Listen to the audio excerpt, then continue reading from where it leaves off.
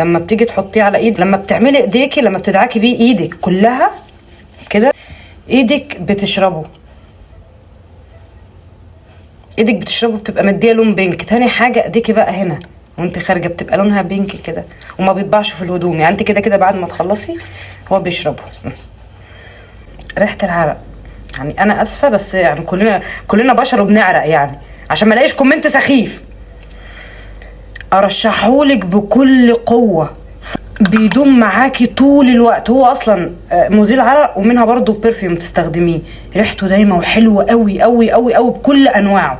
نزل منه كذا نوع، برضو سعره بيتراوح لحد 80 جنيه بس. نينجا، قسما بالله نينجا.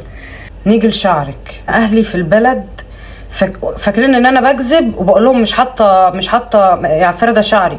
والله العظيم ما فرده شعري. كم خطوه كده مش هعدهم، بس انا هقول لكم انا بعمل ايه. اي